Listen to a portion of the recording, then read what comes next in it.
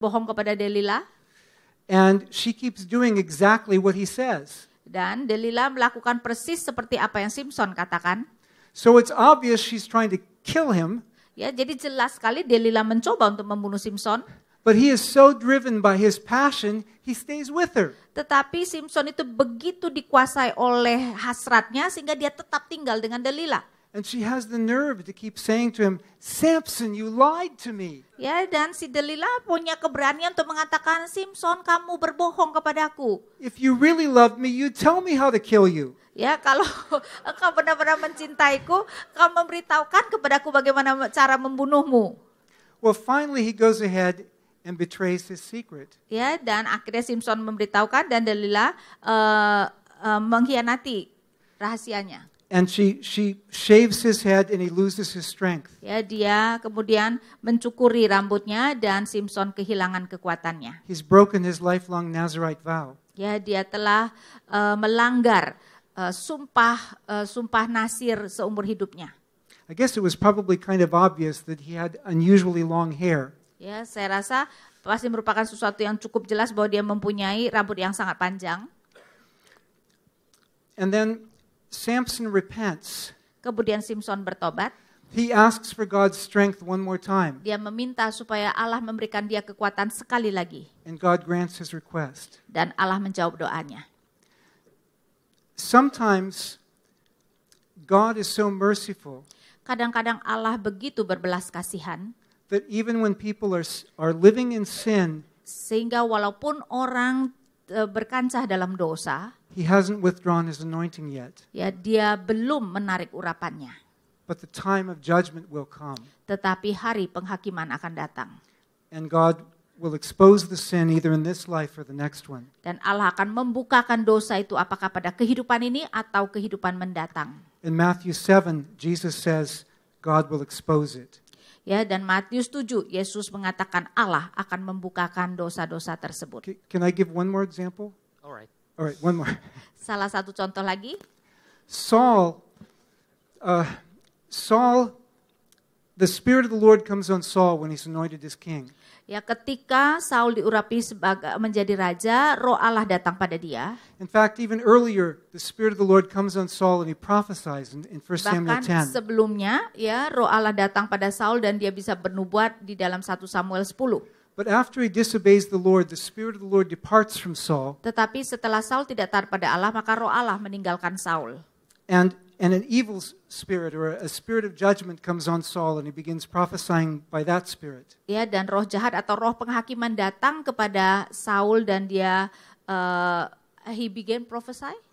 Prophesying by a bad spirit. Ya, dan dia kemudian bernubuat melalui roh-roh jahat.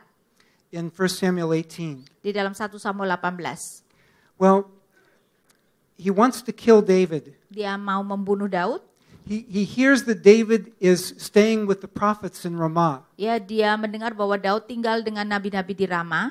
He sends messengers to take David. Dia mengirimkan utusan untuk menangkap Daud. But the Spirit of the Lord is so strong in this place at Ramah. Tetapi Roh Allah begitu kuat di tempat di Ramah ini. That even the people who want to kill David. Sehingga bahkan orang yang mau membunuh Daud. Fall down flat and begin prophesying. Ya, jatuh tersungkur dan kemudian mulai bernubuat. Saul finally decides to go kill David himself. Saul akhirnya memutuskan dia akan pergi sendiri untuk membunuh Daud. And Saul was very dangerous. Dan Saul itu sangat berbahaya. Because when he decided to kill the priests of the Lord, karena ketika dia memutuskan untuk membunuh imam-imam Tuhan, he refused to wipe out the Amalekites. Ya, dan dia juga menolak untuk membunuh orang-orang Amalek. But he wiped out the priests. Tetapi dia membunuh semua imam. And all their animals. Dan juga semua binatangnya. So Saul comes to the prophets this time. Jadi sekarang ini Saul datang pada para nabi. But the Spirit of the Lord is so strong in that place. Tetapi Roh Allah begitu kuat di tempat itu. That Saul falls down and prophesies by the Spirit of the Lord. Ya, sehingga Saul jatuh tersungkur bernubuat oleh Roh Allah. He was a wicked man. Dia adalah orang fasik. But the Spirit of the Lord was very strong in that place. Tetapi Roh Allah begitu kuat di daerah itu. And sometimes you have ministries where there are many people praying. Dan kadang-kadang di dalam pelayanan begitu banyak orang berdoa and the Spirit of the Lord is very strong in that place. dan Roh Allah begitu kuat di tempat itu. And the minister may minister with anointing, Dan si pendeta bisa melayani dengan urapan. but that doesn't tell us what's in the minister's heart. Tetapi itu tidak memberitahukan kepada kita apa yang ada di dalam hati sang pendeta tersebut. Paul says only the day of judgment will reveal what's really in our hearts. Ya, dan Paulus mengatakan hanya hari penghakiman akan menyatakan apa yang ada di dalam hati kita. So we can't say because God uses me in this gift, Dan jadi kita tidak bisa berkata karena Allah memakai saya dalam karunia ini, because I'm a great educated teacher, karena saya adalah seorang guru yang sangat terpelajar, because I'm an eloquent speaker, karena saya adalah seorang pembicara yang handal, or because God heals people. atau karena Allah itu adalah karena Allah yang menyembuhkan. We can't use that to evaluate ourselves spiritually. Dan kita tidak dapat memakai itu untuk mengevaluasi kerohanian kita. For that we need the fruit of love. Karena untuk dapat mengevaluasi kerohanian kita, kita memerlukan buah kasih. We celebrate the other gifts Kita merayakan karunia yang lain, because through them God uses us to help people. karena melalui karunia-karunia itu Allah memakai kita untuk membantu orang lain. But what we'll be judged for is our obedience to His will. Tetapi penghakiman atas kita adalah berapa ketaatan kita kepada Allah, kepada kehendak-Nya.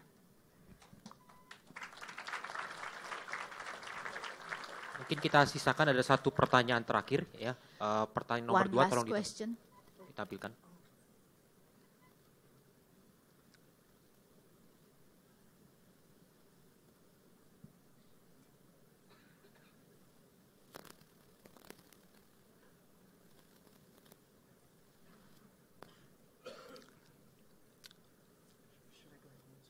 Ya.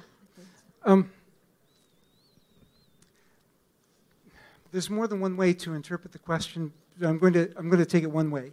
Ya, ada lebih dari satu cara untuk menafsirkan. Saya akan memakai satu cara.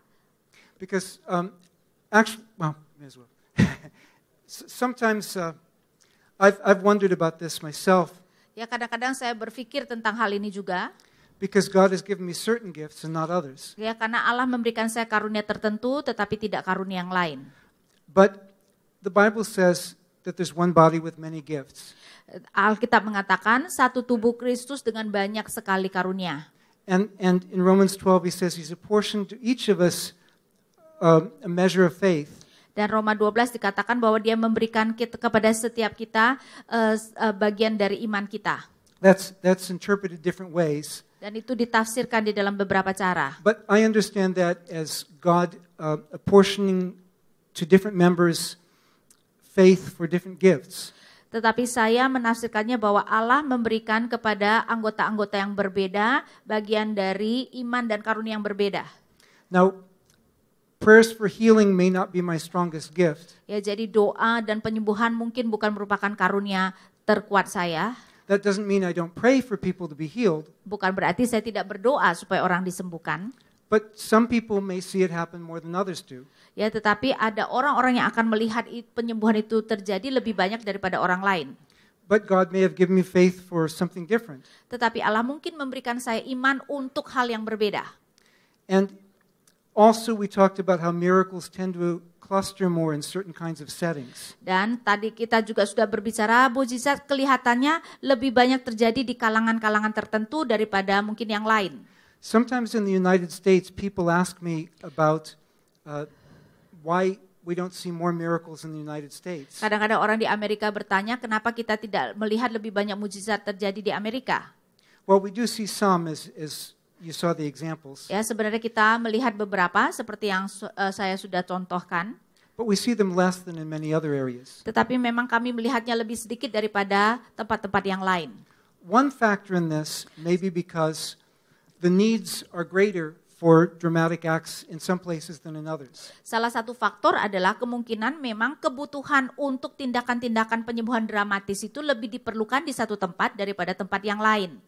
Most of my African friends tell me, Kebanyakan teman-teman Afrika saya berkata, where we live in Africa, you have to have miracles. ya ketika kami tinggal di Afrika, kami harus mengalami mukjizat. the medical system doesn't work well enough. Karena medis di sana tidak bekerja dengan baik. You have a better medical system. Tetapi di Amerika kamu memiliki sistem medis yang lebih baik. That's God's gift. Use it. Ya, itu adalah karunia Allah, pakailah. But another reason Tetapi alasan yang lain, seems to be that they cluster more on the cutting edge of evangelism. ya, bahwa mukjizat-mukjizat itu terjadi di kalangan-kalangan yang terjadi pekabaran Injil. But another reason may be the matter of faith. Tetapi mungkin alasan yang lain mungkin adalah masalah iman.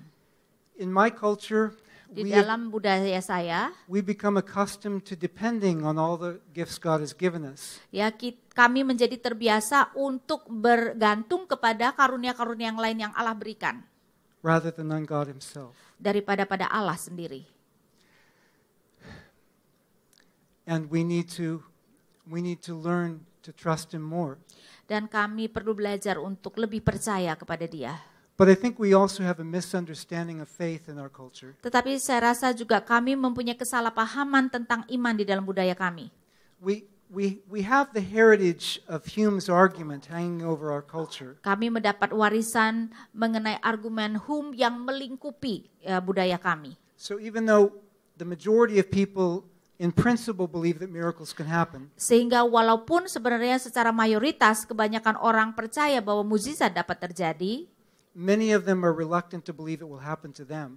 tetapi banyak dari mereka segan untuk percaya bahwa itu dapat terjadi pada mereka. The culture inculcates skepticism. Ya, karena memang budaya itu mencakupi skeptisme yang ada. And so there's kind of a cultural predisposition to not having faith. Ya, sehingga ada suatu predisposisi budaya untuk tidak beriman dalam hal itu. And of course we get this in academia.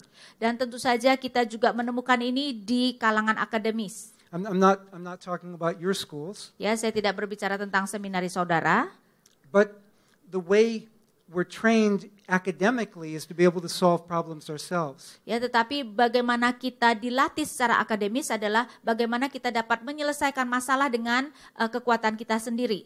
And sometimes God expects us to do that. Dan kadang-kadang Allah mengharapkan kita melakukan seperti itu. But it also makes it a habit that we don't trust God Tetapi itu menjadi suatu kebiasaan kita tidak bergantung kepada Allah. unless we learn how to bring these things together. Kecuali kita bisa belajar untuk bagaimana mengharmoniskan semua ini. But in my culture, I think there's a misunderstanding of faith. Tetapi saya rasa di dalam budaya saya ada suatu kesalahpahaman tentang iman. And I may talk about this later in light of certain philosophic premises. Ya, saya mungkin nanti akan membicarakannya di dalam terang beberapa presaposisi filsafatnya. But suffice it to say for now Tetapi cukup untuk mengatakan seperti ini sekarang. that sometimes we think we have to have a big amount of faith for something to happen. Kadang-kadang kita berpikir bahwa kita harus mempunyai suatu iman yang sangat besar untuk melihat sesuatu terjadi. Jesus said you just need a mustard seed. Tetapi Yesus berkata kamu hanya memerlukan iman sebesar biji sesawi. It's not how big our faith is. Itu bukan soal berapa besar iman kita. It's how big is the awesome God in whom is our Tetapi faith. berapa besar Allah kita yang ajaib.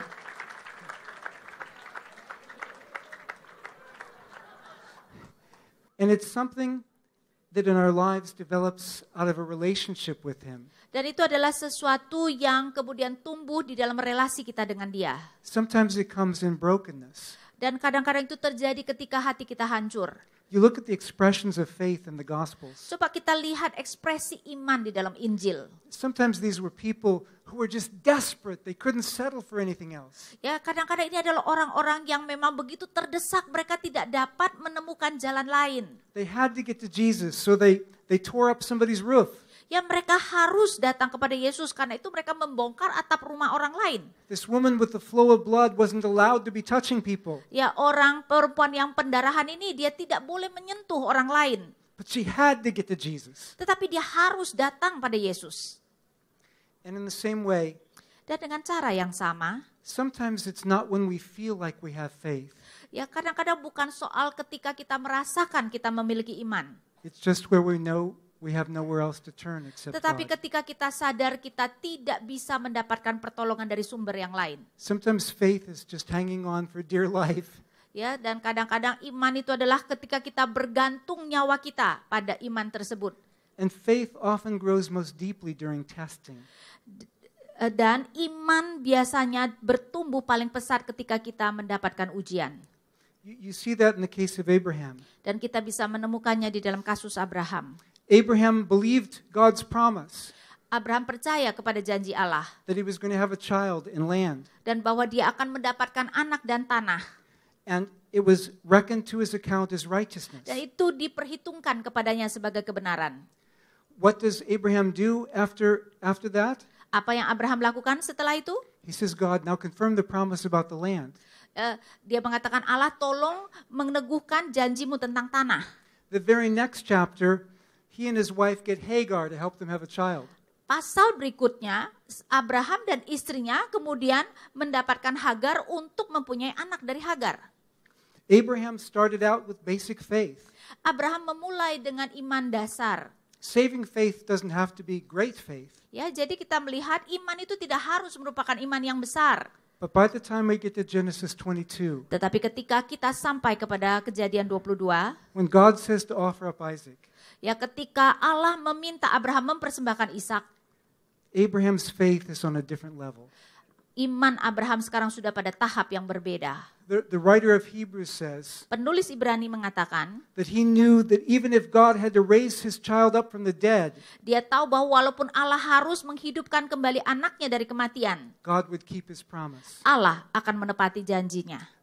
There's that kind of faith that just in that moment reaches out and touches Jesus. Ya, ada iman seperti itu yang pada saat itu menyentuh Yesus.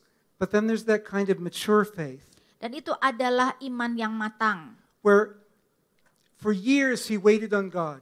di mana bertahun-tahun dia menunggu Allah. He has lived to see God's faithfulness. Ya, dia hidup untuk melihat kesetiaan Allah. And he knows that no matter what, God is faithful. Dan dia tahu apapun yang terjadi, Allah itu setia. God will keep his word. Allah akan menggenapi janjinya. It's not about how big is our faith. Ini bukan soal berapa besar iman kita, It's about how faithful is our God. tetapi betapa setianya Allah kita.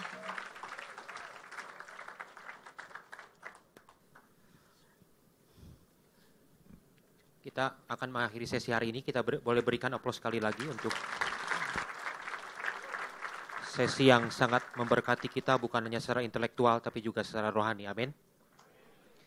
Jadi sebelum kita mengakhiri sesi hari ini, saya boleh umumkan bahwa untuk saudara yang membeli buku Miracles dan Give and Giver, saudara bisa meminta tanda tangan dari Profesor Kinner hanya di besok hari sesudah sesi keempat selesai.